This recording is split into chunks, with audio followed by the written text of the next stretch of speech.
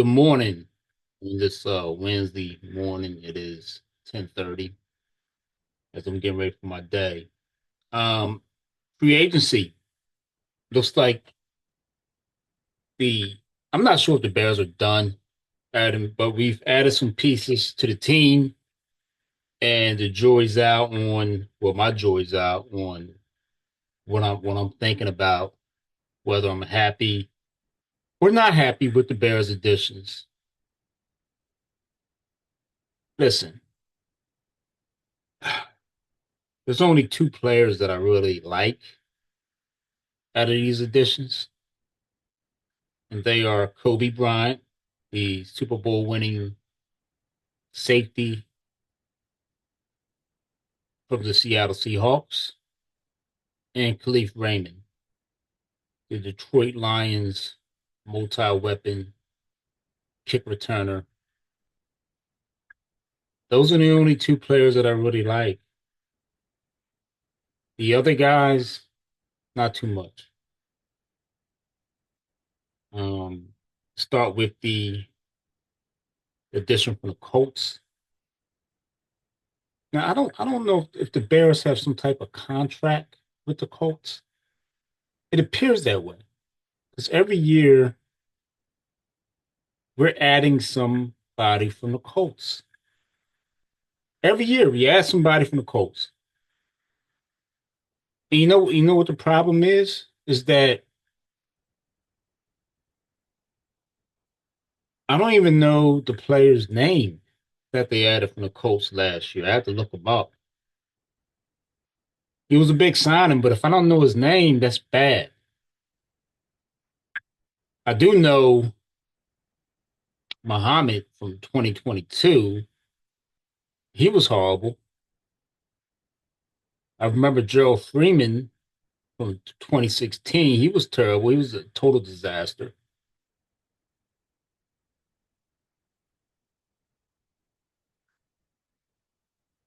There was another addition, I think Mike Adams, somebody, I forget his name, but 2022 also, he was a non-factor.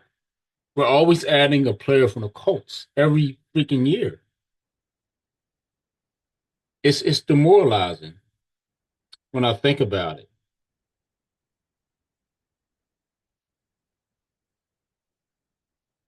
Trying to adjust my phone here, getting distracted. I hate that. Um, so I'm going over some of these names that the Bears have added. Contavious Street from the Falcons.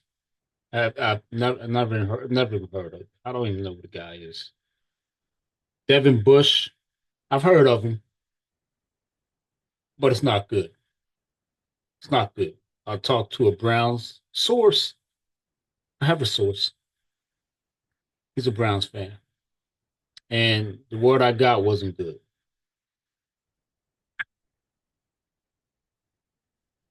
He just was okay. See, the problem with the Bears is that they look for traits because it looks like Bush has a little bit more speed than Tremaine Edmonds. He has a slightly more speed than Edmonds' coverage speed. They're looking for coverage speed. So therefore, I guess the Bears want to be in position to have better coverage over the middle. So Devin Bush seemed to make logical sense. And also the Bears are trying to save money in that regard because Tremaine Edmonds just signed a contract. I think he signed for 27 million with the Giants, and the Bears didn't want to pay that much. So there's that. And they also signed Cam Lewis, from the Bills. I think he's going to be a depth guy. So I'm just not. Speaking of the Bills, I'm well aware of the trade of DJ Moore. I had mixed emotions about it. I don't. DJ Moore he made some spectacular plays for us. I'm going to remember him forever. But DJ Moore was also part of some plays that were head scratchers. He was also part of some plays that made you say, why wasn't you running? Why was you half-assing it? Why is your body language so shitty? So DJ Moore, he-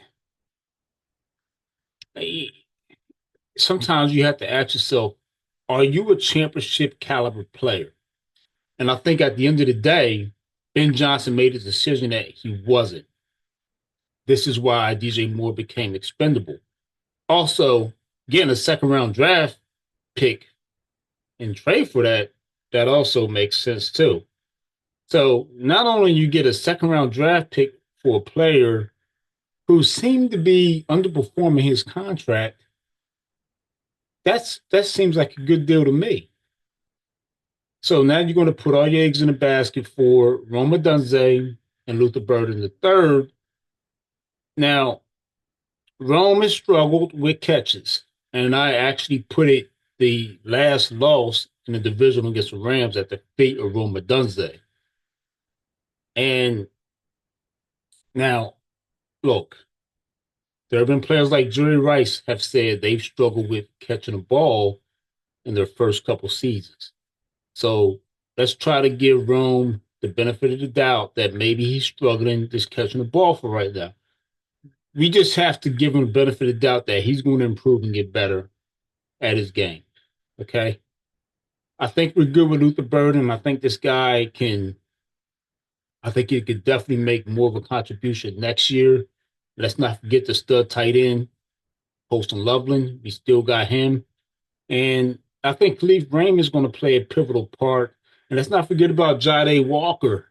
Jade Walker made some key plays for the Bears in key moments last year. Remember against the Packers? I mean, that's for a guy that played very sparingly. He made some great catches in deciding moments. So you have to be excited about that. The kid's got a lot of confidence. So I'm very confident that Jade Walker is going to be probably one of those up and coming players that's going to step into a key role as probably the number 3 wide receiver for the Bears. He's going to be a key contributor next year.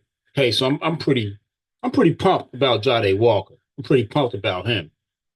Um, what else we want to talk about here? The the loss of the retirement. I wanted to harp on that. We lost Drew Dahlman to retirement, the center. Okay, and the Bears appear to have done, as my phone once again is. I might just cut this damn thing off, man. But at the same time, you lose Drew Dahlman, and I think you did a pennies in the late transaction to get Bradbury from New England. Bradbury's not as spectacular, but what I'm thinking is that the Bears put a band-aid on the center position. I wanted the Bears to throw the kitchen sink at Tyler Linderbaum from the Baltimore Ravens. I really wanted them to do that. But they didn't do it. I think they had the money to do it, but they just didn't do it. For whatever reason, the Bears decided that the Band-Aid was the best solution for replacing Drew Dalman. Let's hope they don't pay the price. I think they'll address the center position in the draft and try to find a young stud in the draft and try to build on that. So I think that's what the plan is going forward. Um, I wanted the Bears to really go after Linderbaum, but it looks like the Raiders beat them to it. So they did a pennies in the lake transaction. The Bears they're the kings of the pennies in the lake. Now, when I say pennies in the lake, they basically are just wishing and hoping that this player exceeds expectations, and generally it never happens. So we're just going to hope and pray that Bradbury plays above expectations. It does help that Joe Thoney is his college roommate. So the fact that it's kind of a reunion here, he could step up his game. He might be better than advertised. So let's just have some faith that Bradbury is going to be a lot better than advertised this upcoming season. So there's that. I want to shift focus a little bit as I conclude my little, 10 cents here. March Madness is around the corner. And I see a couple teams, making it, all the, we got Hofstra making it for the first time in 16 years, I believe. Maybe I think 25 years. Speedy Claxton. Remember Speedy Claxton played for the Sixers, the little guard. And, he's coaching now. It's such a great story. And then you got Siena.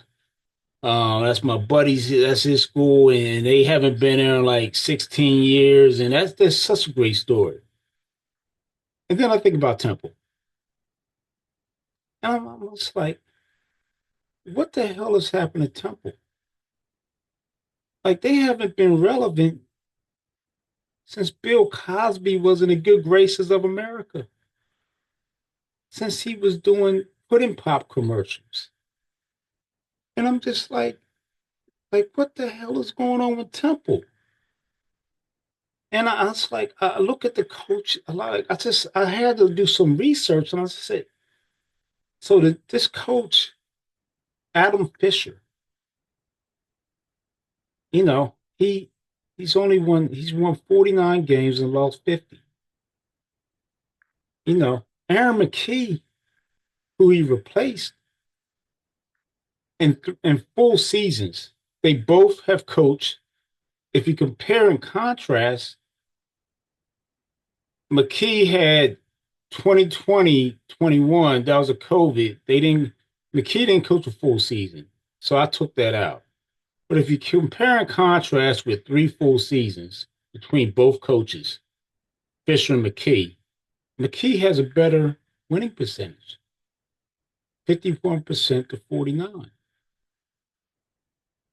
I'm not saying McKee, like this is bad. It might be time to move on from this Adam Fisher gentleman. Like this is, you know, Temple hasn't not been relevant in a long, long time since Fran Dunphy coached him. You know, I'm just very concerned about Temple. We're going on. I think I recall in 2006 when Khalif Wyatt from Norristown, by the way, that's where I grew up, led that team in a tournament. They played Indiana. I think they lost, but that's the last time Temple has done anything. And they just have fallen so far off a cliff. Is Temple ever going to get revived? How can we fix Temple? How? Like, I think what Temple needs to do, they gotta get rid of Fisher. Get him out of here. He there's nothing. Look, fair what's fair is fair. Okay, you gave McKee 3 years. You know, his rules around 50% wins. Fisher, same thing. 50% wins. Time to move on. I'm not seeing any type of production here. I think Temple should let's take a look at what some of these high school teams are doing in the area. Like what some of these coaches in high school. It doesn't seem like the lateral move between college and the lateral move from college to college is working. Let's try to bring someone up from high school or something. It's something like you got to do something. Find a coach that's hungry, in one of our regional high schools who could bring something fresh to the program. I mean, seriously, that has a connection with Philadelphia. someone in a public league who is doing wonders in the Philadelphia public league, someone that can bring that Philadelphia tenacity back to Temple. I mean, someone who has familiarity with Philly, with what we're about, that can bring that toughness back that Cheney had such a glue on that he just every year Temple brought that tenacious defense. They just suffocated opponents year after year in NCAA tournaments. I know the game has changed. I get that, but something there's defense still lives. Defense is never going to die, and I'm quite sure there's a coach that has some type of philosophy that breathes what Philadelphia is all about. We have to do something about Temple basketball, folks. This is bad, man. This is bad. Temple has got to be relevant. So I mean, Temple. There's like when Temple is not relevant, the NCAA is no good. We got to have some representation of Philly basketball in the NCAA tournament. I get Villanova. We know what Villanova is, but when Temple is represented in the NCAA tournament, it's just special. It's special because we all know that that is Philly, man. That's Philly. So I'm just I saw, I look at these great stories in college hoops, like like Hofstra, even Queens, New York. I think they made a tournament, and I just said, what has this happened to Temple? I think they're 16-20 or something.